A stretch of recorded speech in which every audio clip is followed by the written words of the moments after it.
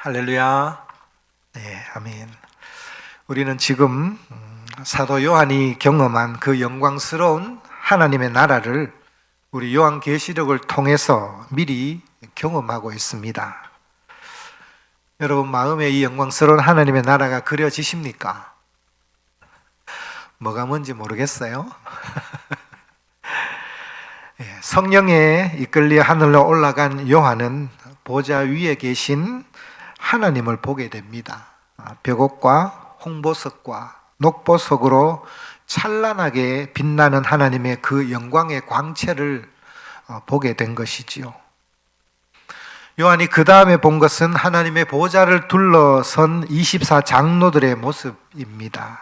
이들은 구약교회와 신약교회를 대표하는 성도들로 이 땅에서 환난과 궁핍과 박해와 수많은 고난 가운데도 끝까지 믿음을 지키고 승리한 성도들입니다. 그러기에 이 장로들은 승리의 면류관을 받았고 어린 양의 피에 씻은 흰옷을 입고 보좌에 앉아 있습니다.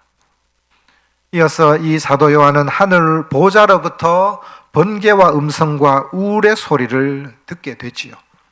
이 번개와 큰 음성과 천둥은 하나님의 임재와 마지막 심판을 의미합니다. 여러분, 이 세상의 역사가 하나님으로부터 시작되었듯이 이 세상의 마지막인 종말 역시 하나님이 앉아 계신 그 보좌로부터 시작되는 것입니다. 보좌 앞에 또 무엇이 있었습니까? 수정 같은 맑은 유리바다가 있었습니다. 이 유리바다는 하늘과 땅의 모든 피조물과 또 창조주이신 하나님을 분리하는 역할을 합니다. 세상의 피조물이 아무리 훌륭하고 뛰어나다 해도 창조주 하나님의 권세와 영광과 그 능력에는 비교할 수가 없는 것입니다. 하나님과 이 피조물 사이에는 좁힐 수 없는 간격이 있습니다. 마지막으로 이 요한이 본 것이 무엇이었습니까? 보좌 주위를 둘러싸고 있는 앞뒤에 눈들이 가득한 네 생물입니다. 지난주에 우리는 이 부분을 마저 끝내지 못했습니다. 우리 7절, 8절, 우리 상반절, 8절 상반절까지 한번 보십시오. 제가 읽어드리겠습니다. 그 첫째 생물은 사자 같고, 그 둘째 생물은 송아지 같고, 그 셋째 생물은 얼굴이 사람 같고, 그 넷째 생물은 날아가는 독수리 같은데 네 생물은 각각 6 날개를 가졌고 그 안과 주위에는 눈들이 가득하더라. 이해가 되기 힘들죠. 이해가 잘 되지 않죠. 여러분, 요한계시록에 나타나는 이 여러 가지 상징적 표현은 요한계시록에만 나오는 것이 하나도 없다라고 지난주에 말씀드렸습니다. 계시록에 나오는 이 모든 상징적인 표현은 이미 구약 성경에서 나온 것을 요한계시록에서 인용하고 있습니다. 네 생물에 관한 이 말씀이 구약 어디에 나온다고 말씀을 드렸어요? 기억나십니까? 예, 맞습니다. 에스겔서에 나옵니다. 에스겔서 1장 10절에 보면 그대로 나옵니다. 이 네 생물은 오늘 본문을 보면 날개가 6이며 그 안과 주위에는 눈들이 가득하다고 말씀을 합니다. 상상이 되시나요? 그렇다면 여러분, 이 네 생물은 무엇을 의미할까요? 에스겔서 10장을 보면 이 네 생물의 이름을 그룹이다 이렇게 부르고 있습니다. 여러분, 이 비슷한 장면이 이사야서에도 나옵니다. 어디 나올까요? 이사야서 6장에 나옵니다. 우리 같이 한번 볼까요? 앞에 1절부터 3절까지인데요. 6장 1절부터 3절입니다. 우리 같이 한번 읽어봅시다. 시작. 우시야 왕이 죽던 해에 내가 본즉 주께서 높이 들린 보좌에 앉으셨는데 그의 옷자락은 성전에 가득하였고 스랍들이 모시고 섰는데 각기 6 날개가 있어 그 둘로는 자기의 얼굴을 가리었고 그 둘로는 자기의 발을 가리었고 그 둘로는 날며 서로 불러 이르되 거룩하다 거룩하다 거룩하다 만군의 여호와여 그의 영광이 온 땅에 충만하도다. 여러분, 이사야의 6장은 이사야가 하나님으로부터 선지자로 부르심을 받는 내용이에요. 하나님은 이 이사야를 부르실 때 하늘 보좌의 그 놀라운 영광을 보여주셨습니다. 이사야가 본 하나님은 높은 보좌에 앉으셨고 스랍들이 6날개를 가지고 있었습니다. 2날개로는 자기 얼굴을 가렸고 2날개로는 발을 가렸고 2날개는 날고 있습니다. 그죠? 그러면서 뭐라고 찬양합니까? 거룩하다, 거룩하다, 거룩하다. 만군의 여호와 하나님을 찬양하고 있습니다. 이런 찬양이 있죠.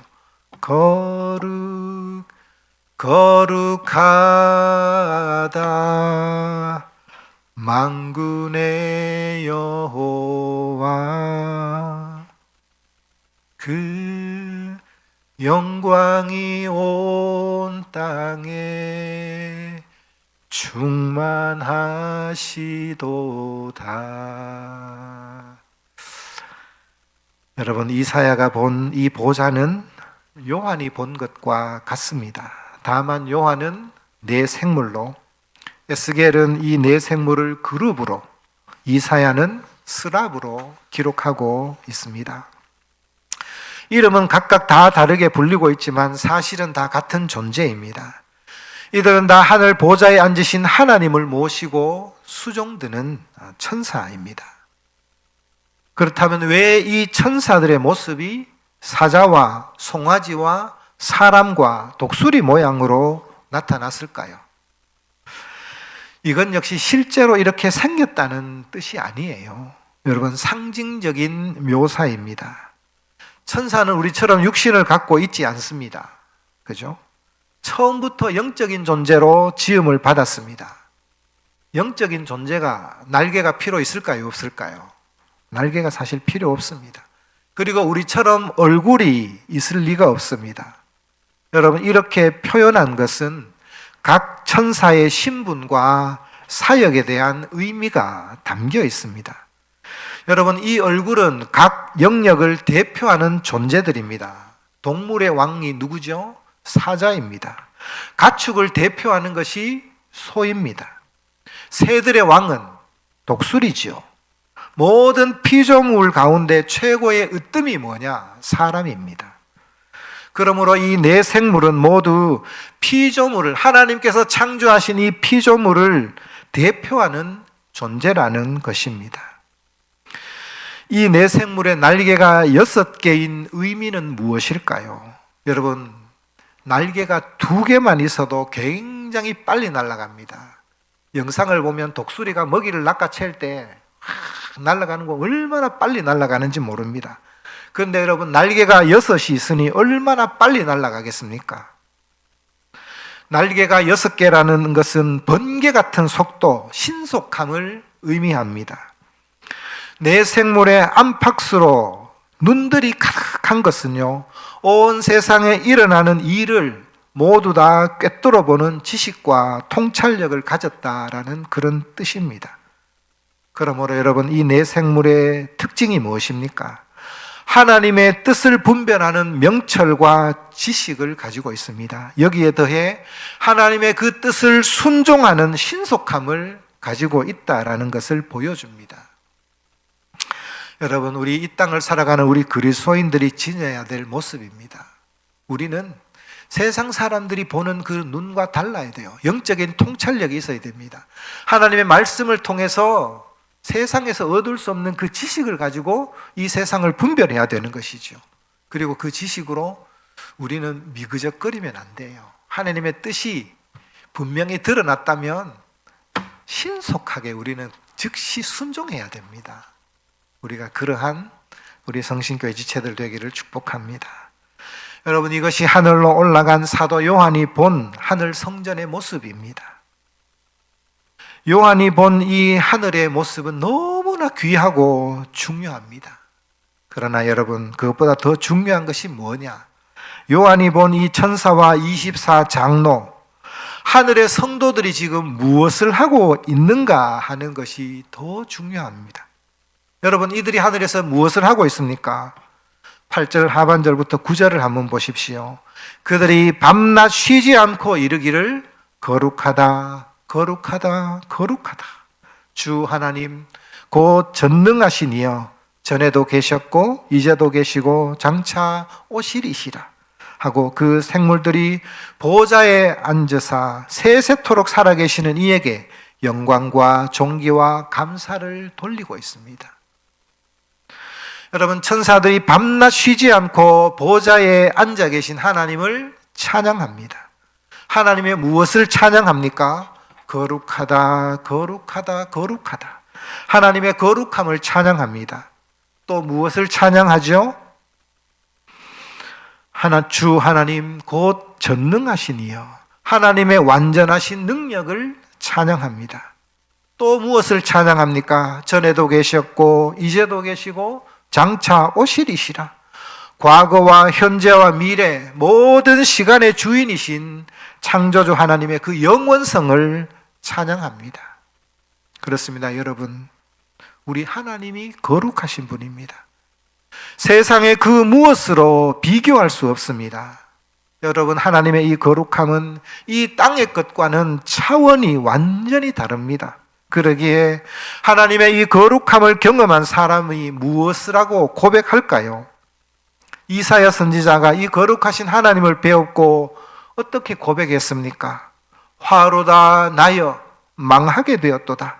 나는 입술이 부정한 사람이요 나는 입술이 부정한 백성 중에 거주하면서 만군의 여호와이신 왕을 배웠음이로다. 만군의 여호와 하나님을 만난 이사야의 첫 고백이 화로다 나여 망하게 되었도다, 이것이었습니다. 그렇습니다, 여러분.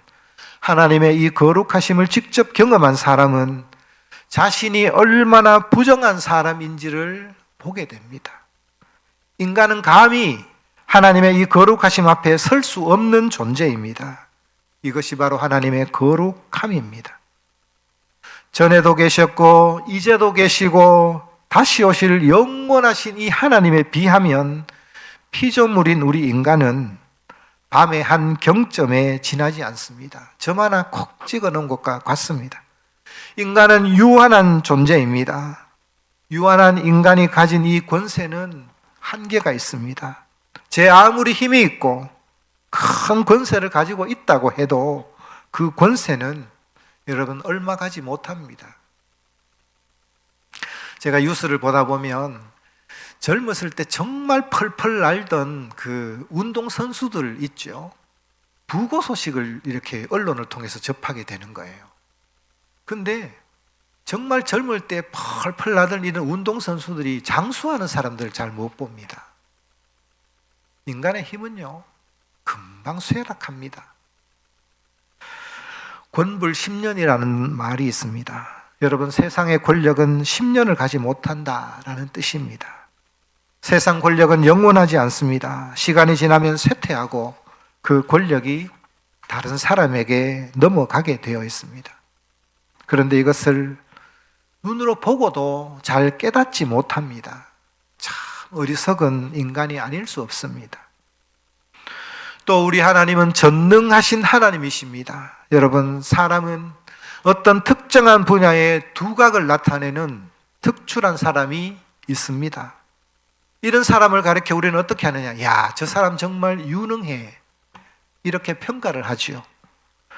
이런 사람이 아무리 능력이 있고 일 처리를 잘해도 와, 저 사람 참 전능해, 이런 표현을 쓰지 않습니다. 왜요? 사람은 여러분 전능할 수가 없습니다. 능력이 완전하다라는 이 전능은 오직 하나님에게만 붙일 수 있습니다. 천사들은 하나님의 거룩하심을 찬양하고 하나님의 전능하심을 찬양하고 영원하신 하나님을 찬양합니다. 몇 주 전이었습니다. 어느 교회에 중등부 학생이 교사에게 이런 질문을 했다고 합니다. 선생님, 우리가 나중에 천국 가는데요, 천국 가면 천국에서 뭐 해요? 여러분, 이런 생각 해본 적이 있으십니까? 천국 가면 우리 뭐 할까요? 선생님이 대답을 하죠. 우리 천국에 가면 하나님을 예배하지. 다른 것 안 해요? 천국에 가면 계속 예배만 해요? 선생님이 답변이 힘이 없습니다. 아마 그럴걸? 그러자 학생은 계속 예배만 하면 너무 지겹잖아요. 이렇게 대화를 마무리했답니다. 아이의 표정을 보니 천국에 가고 싶다거나 천국을 사모하는 표정이 아닙니다. 여러분은 어떻게 생각하십니까? 계속 예배만 하는 그 천국에 가고 싶으신가요? 천국에서 계속 예배만 한다면 정말 지겹고 지루할 것 같습니까? 여러분, 이 학생이 왜 천국에서 드리는 예배가 지루하고 지겹다라고 생각했을까요?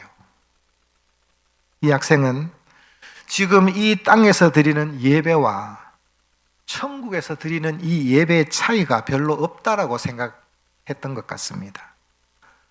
여러분, 불완전하고 죄성을 가진 인간이 이 땅을 살아가면서 불완전한 사람들이 모여있는 불완전한 교회에서 드리는 이 불완전한 예배를 저 완전하신 하나님의 나라, 영광스러운 저 하늘나라의 예배와 별 차이 없다라고 생각한 것입니다. 과연 그럴까요? 여러분, 아닙니다. 우리가 사도 요한처럼 하늘나라로 올라가서 하나님의 보좌와 하나님의 그 거룩하심과 영광과 존귀와 그 능력을 경험하면 그 하늘나라의 영광에 압도당할 수밖에 없습니다. 아마 누가 시키지 않아도, 누가 옆에서 찬양하라고 눈치를 주지 않아도 찬양과 경배가 저절로 터져 나올 수밖에 없습니다. 천국 예배가 계속 된다고 해서 여러분 지루하고 따분할 것이라고 하는 그런 생각을 버리십시오. 예레미야 선지자는 바벨론에 의해 불타고 철저히 파괴되고 무너져버린 이 예루살렘 성과 성전을 바라보면서 슬픔에 잠겨 탄식하면서 시를 지었습니다. 그 시가 바로 예레미야 예가입니다.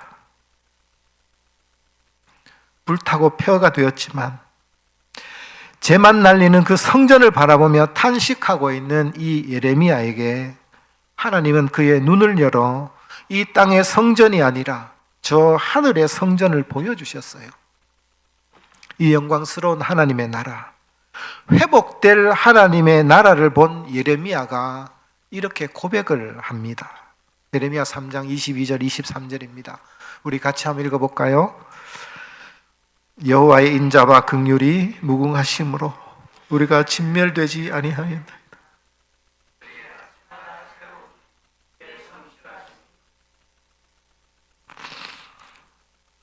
이것들이 아침마다 새로우니 주의 성실하심이 크시도소이다. 찬양이 있죠. 우리 찬양 한번 드려볼까요? 주의 인자는 끝이 없고 같이 한번 드려봅시다.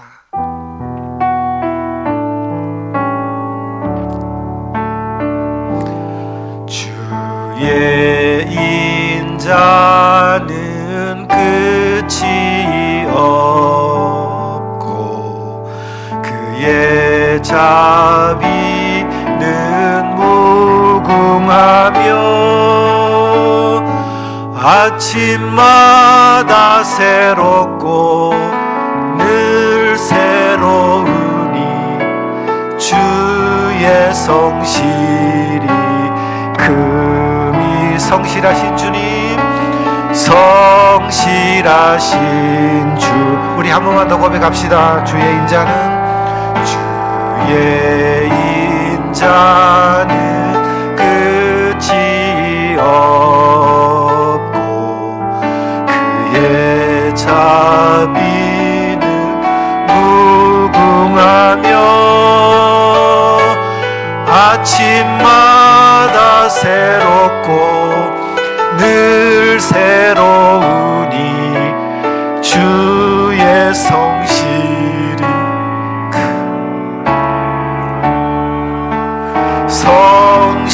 성실하신 주. 여러분, 우리 하나님은 사랑하는 주의 백성들이 그 백성들을 천국으로 초대해 놓고 지겹게 하거나 지루하게 그냥 두시지 않습니다. 천국이 만약 지루하거나 지겹다면 그것은 천국이 아니지요. 하나님의 이 인자하심과 자비하심과 성실하심이 매일매일 아침마다 늘 새로운 하나님의 나라의 모습을 보게 하실 것입니다. 우리가 하나님의 그 완전하신 능력과 압도하는 그 영광과 권세 앞에 우리는 감탄하며 찬양과 경배를 올려드리며 예배할 수밖에 없도록 하나님이 매일매일 그 천국을 새롭게 하실 것입니다. 여러분, 그곳이 천국입니다. 그러므로 천국이 따분하고 지겨우면 어쩌지 하는 그런 걱정을 할 필요가 없습니다. 여러분, 지금 하나님을 찬양하는 이 천사들을 한번 보십시오. 밤낮 쉬지 않고 하나님을 찬양합니다. 이들이 드리는 찬양과 경배가 지루하거나 누구에 의해 강요된 예배가 아닙니다. 자발적인 모습으로 말로 표현할 수 없는 이런 찬양과 영광과 존귀와 감사를 하나님께 드리고 있습니다. 이것이 하나님의 나라입니다. 여러분, 기대가 되지 않습니까?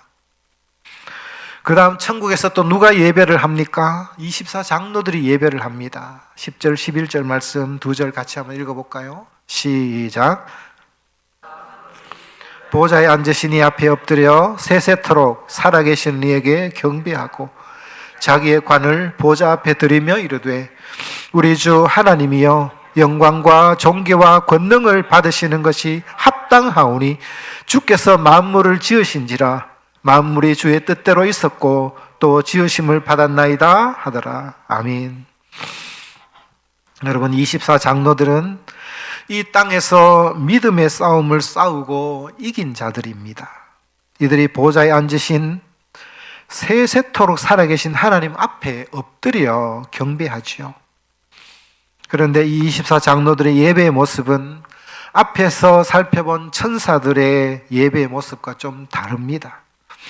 이들은 자기가 받아 쓴 관, 스테파노스입니다. 이것을 벗어서 다시 보좌 위에 계신 하나님 앞에 드립니다.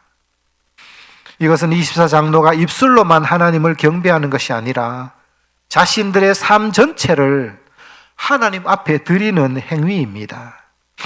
여러분, 우리가 하나님 앞에 서면 우리 인생은 그 무엇도 하나님 앞에 내세울 것이 없습니다. 우리가 가장 귀하다는 것들도 다 주님의 것이기 때문입니다.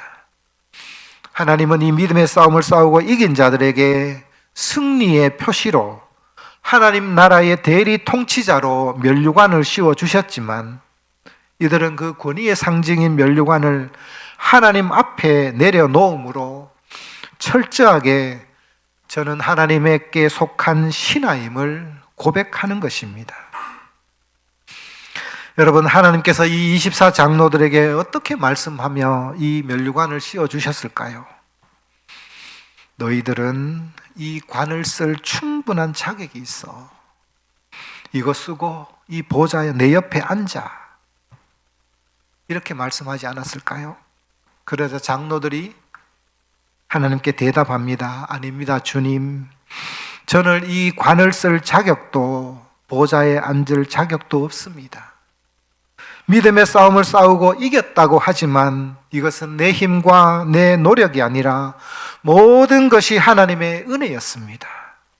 성령님이 그때 그 순간 내 손을 내밀어 잡아주지 않으셨다면, 성령님이 역사하지 않으셨다면 저는 도저히 이 자리에 있을 수 없습니다. 그러니 이 관은 당연히 주님의 것입니다. 여러분, 이것이 장로들의 고백이 아니었을까요? 그러면서 자기에게 마련된 이 보좌에 앉지 않고 일어나 하나님의 보좌 앞에 무릎을 꿇고 엎드린 것입니다. 너무 아름다운 모습이 아닙니까? 여러분, 진정한 예배는 자기 자신을 철저하게 부인하고 하나님의 왕되심을 인정하는 데서 시작됩니다. 여러분, 예배의 대상은 오직 하나님입니다. 하나님만 영광과 찬양과 경배받기에 합당하신 분입니다. 24장로가 이 하나님께 어떻게 부르면서 찬양을 합니까? 우리 주 하나님이여, 이렇게 고백을 합니다. 지난주에도 말씀드렸듯이 계시록이 쓰여질 당시 누구를 향해 우리 주 하나님이여 라고 불렀습니까? 바로 도미티안 황제를 부르던 그 이름입니다. 11절에 기록된 이 용어와 똑같습니다. 도미니우스 에트 데우스 노스테르. 도미니우스가 우리 주와 우리의 하나님이라는 그런 말이죠. 그런데 여러분, 지금 이 24장로는 이 칭호를 도미티안이 아니라 누구를 향해 외치고 있습니까? 하늘 보좌에 앉으신 우리 하나님을 향해 이렇게 부르고 있습니다.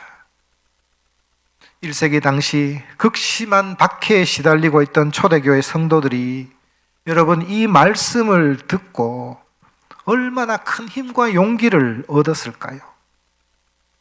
초대교회 당시 이 박해를 견디지 못하고 하나님을 믿는 이 신앙을 포기하는 사람들이 많았습니다. 하나님을 향해 지금껏 우리 주 우리 하나님이라고 부르면서 신앙을 지켰는데 혹독한 고문과 배고픔을 견디지 못하고 중도에 포기하고 하나님이 아닌 로마 황제를 향해 우리 주 우리 하나님이라고 불렀습니다. 이때 이들의 마음이 어땠을까요? 너무 괴롭지 않았을까요? 여러분, 이렇게 곳곳에서 믿음을 포기하고 하나님을 배신한 배교의 현상이 교회 안에 일어났습니다. 분명히 교회 안에 신앙을 지키고 있는 그리스도인 가운데도 많은 갈등이 있었겠지요. 그런데 이 천사들이 하나님의 보좌를 향해, 또 24장로가 하나님 보좌를 향해 우리 주 우리 하나님이여 라고 이렇게 고백하는 이 말씀을 들을 때 얼마나 큰 위로가 되었겠습니까? 여러분, 우리는 이 세상에 두 발을 딛고 살아갑니다. 우리가 몸담고 있는 현실이 녹록치 않습니다. 경기가 어렵습니다. 내일 내가 하는 일이 어떻게 될지 알 수 없지요. 우리는 미래가 불투명합니다. 이런 현실을 쳐다보면 우리는 도미티안에게 머리를 조아릴 수밖에 없습니다. 우리가 하늘 보좌를 바라봐야 하는 이유가 여기에 있습니다. 우리를 둘러싸고 있는 현실이 어렵고 힘들다고 우리의 눈이 현실에 눈길을 주면 누가 보이기 시작하느냐? 세상의 권자가 보입니다. 세상의 보좌에 앉아있는 도미티안이 보입니다. 도미티안은 자신을 향해 우리 주 우리 하나님이라고 부르라고 우리를 겁박합니다. 그래서 많은 사람들이 물질을 쫓아가고 세상의 권력과 명예를 선택합니다. 그런데 여러분, 계시록 13장 2절을 보면 이 자리를 짐승의 보좌다 이렇게 기록하고 있고요. 16장 10절을 보면 짐승의 왕좌라고 말씀을 합니다. 세상의 것을 쫓아가면 사탄이 자리 잡은 이 짐승의 보좌에 머리를 숙이고 경배할 수밖에 없습니다. 여러분, 이 세상의 것은 거짓입니다. 세상의 보좌는 일시적입니다. 하나님의 거대한 이 구원 역사에 하인 노릇을 하는 도구에 불과합니다. 그러므로 여러분, 우리가 여기에 속으면 안 됩니다. 우리가 예배해야 할 분은 오직 하나님 한 분입니다. 이 세상을 넘어 저 하늘에 하늘 보좌가 있습니다. 이 세상과는 비교할 수 없는 온 세상을 다스리는 통치자, 참된 왕, 영원하시고 불변하시는 왕, 전능하신 왕이 그 보좌에 앉아 있습니다. 이 세상이 아니라 우리의 눈을 들어 하늘을 보고 그분만 온전히 예배하고 하나님께만 경배하고 찬양하는 그런 저와 여러분, 우리 성신교회가 되기를 주님의 이름으로 축복합니다.